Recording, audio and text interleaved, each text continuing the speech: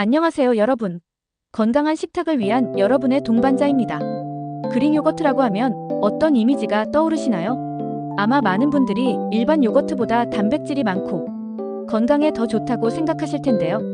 하지만 그릭 요거트에는 일반 요거트와는 완전히 다른 특별한 문제가 숨어 있습니다. 바로 농축 과정에서 생기는 높은 나트륨 함량과 과도한 단백질 농도 때문인데요. 이것 때문에 그릭 요거트를 잘못 먹으면 신장에 무리를 줄 수 있다는 사실을 알고 계셨나요? 먼저 그릭 요거트의 부작용부터 살펴보겠습니다.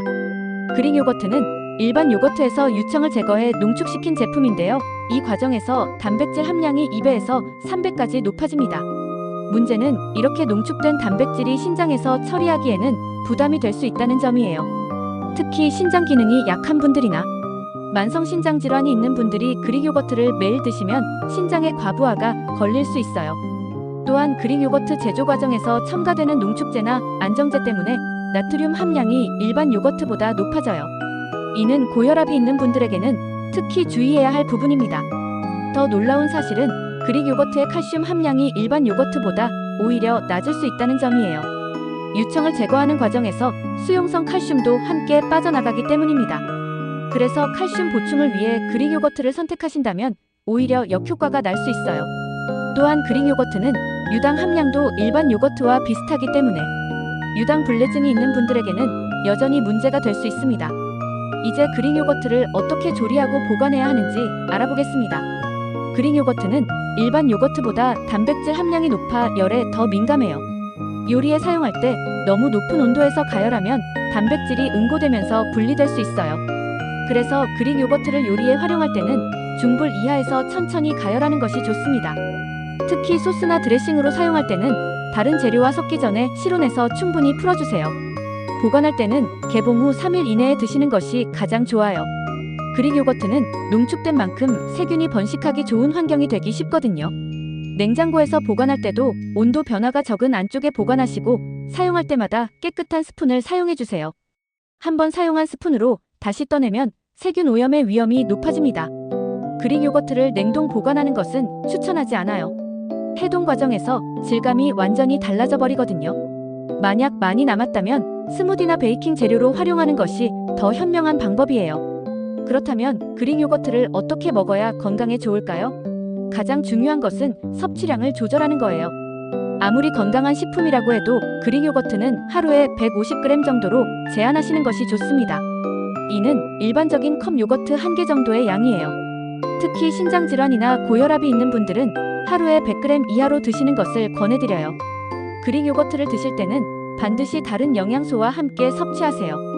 단백질만 과도하게 섭취하면 신장에 부담을 줄 수 있거든요. 과일이나 견과류, 꿀 등을 함께 드시면 탄수화물과 지방이 보충되어 영양 균형을 맞출 수 있어요. 특히 바나나나 베리류와 함께 드시면 칼륨이 보충되어 나트륨 배출에도 도움이 됩니다. 그릭 요거트를 드시는 시간도 중요해요. 아침 공복에 드시는 것보다는 식후나 간식으로 드시는 것이 좋습니다. 공복에 고단백 식품을 섭취하면 위에 부담을 줄 수 있거든요. 운동 후 30분 이내에 드시면 근육 합성에 도움이 되지만 운동을 하지 않는 날에는 저녁보다는 오전이나 오후에 드시는 것을 추천해요. 체질별로도 섭취법이 달라야 해요. 소화력이 약한 분들은 그릭 요거트를 한 번에 많이 드시지 마시고 조금씩 나누어서 드세요. 찬 성질의 음식에 민감한 분들은 실온에서 10분 정도 두었다가 드시거나 따뜻한 차와 함께 드시는 것도 좋은 방법이에요. 이제 그릭 요거트의 검증된 효능들을 알아보겠습니다. 그릭 요거트의 가장 큰 장점은 높은 단백질 함량이에요. 100g당 15g에서 20g의 단백질이 들어있어서 근육량 유지에 도움이 됩니다. 특히 중장년층에게는 근감소증 예방에 효과적이에요. 하지만 이는 적정량을 섭취했을 때의 이야기라는 점을 잊지 마세요. 그릭 요거트에 들어있는 프로바이오틱스는 장내 유익균을 늘려 장 건강에 도움을 줘요. 특히 락토바실러스와 비피도박테리움 같은 유익균들이 장내 환경을 개선해 변비 해소와 면역력 향상에 기여합니다. 다만 제품마다 프로바이오틱스 종류와 함량이 다르니까 라벨을 확인해 보시는 것이 좋아요. 혈당 조절에도 도움이 되는데요.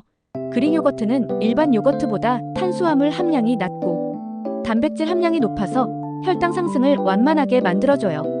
당뇨병 환자분들에게는 도움이 될 수 있지만 역시 적정량 섭취가 전제되어야 해요. 체중 관리 측면에서도 그릭 요거트는 포만감을 오래 지속시켜줘요. 높은 단백질 함량 때문인데요. 이는 간식으로 드셨을 때 다음 식사량을 자연스럽게 줄여주는 효과가 있어요.